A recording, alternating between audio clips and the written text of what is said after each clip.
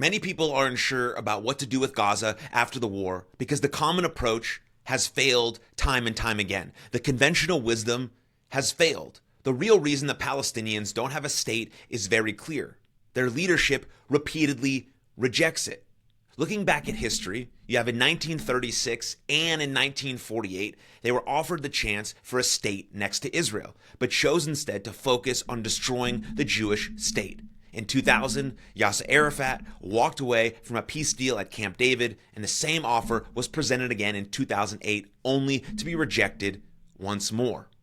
In 2005, Israel withdrew all Jews from Gaza, effectively giving it to the Palestinians. This could have been a new start, but instead, the Gazans elected Hamas, a terrorist group which has spent its time waging war against Israel. Since the Israeli withdrawal, Gaza has been a source of continuous conflict, with wars in 2008, 2012, 2014, 2021, and of course, most notably and most horrific, the October 7th, 2023 Hamas-led invasion. After the war, there's little reason to simply provide more international aid to Gaza, as that would likely fund another cycle of violence and more jihadists. Many people, including the leadership of Hamas, seem to approve this ongoing conflict. Also, from the video footage we see and most recent polls suggest that the population of Gaza may be just as radicalized as the group that governs them. The conventional plan until now was to keep funneling money into Gaza. But Donald Trump's recent proposal introduces a new perspective. He claims that Gaza is no longer livable and has seen firsthand the devastation caused by the fighting.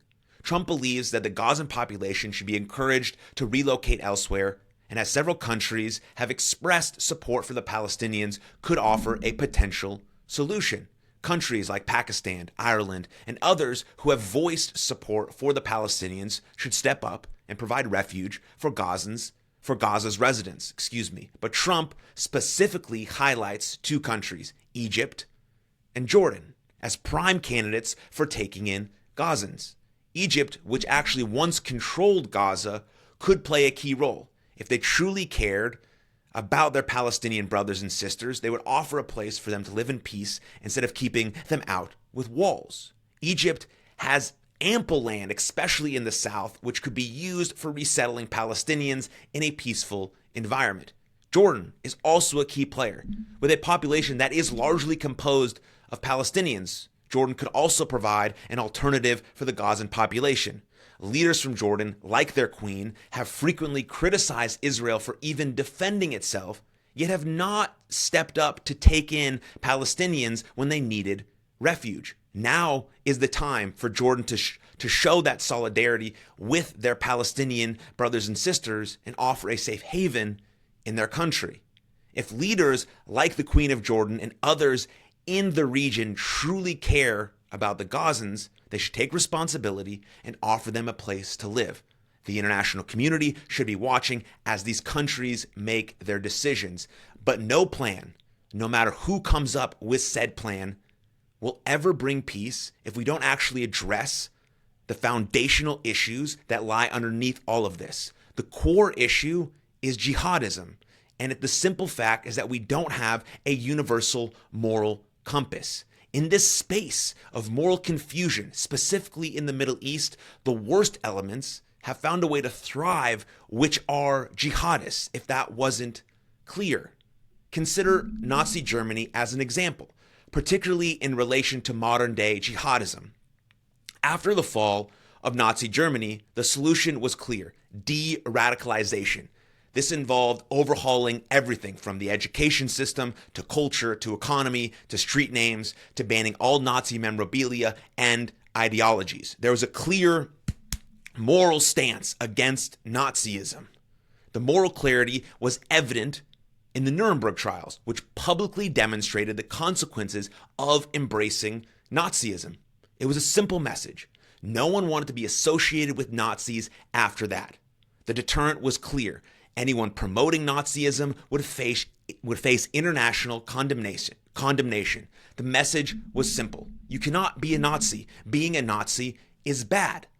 So what have we failed to do in our current era? Set an actual clear moral standard, because the only thing we seem to offer is reward.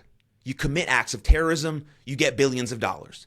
What is the consequence? What consequences actually exist for jihadism in our morally confused world?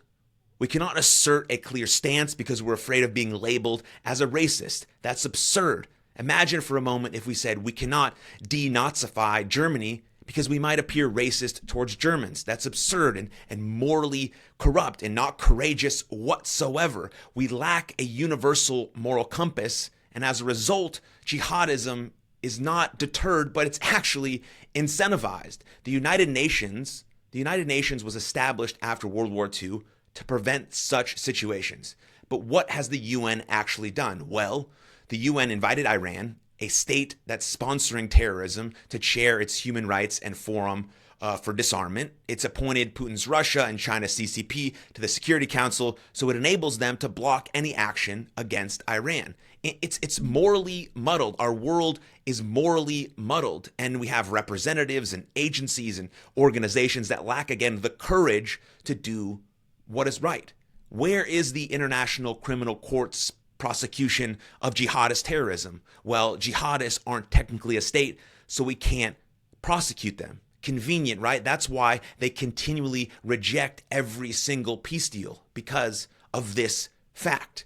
By creating a system that rewards jihadists rather than holding them accountable, we've set the wrong precedent. This isn't about a system of consequences. It's really about a system of incentives. We've seen what happens when diplomacy is tried. Billions of dollars given to regimes only to see terrorism continue and continue and continue.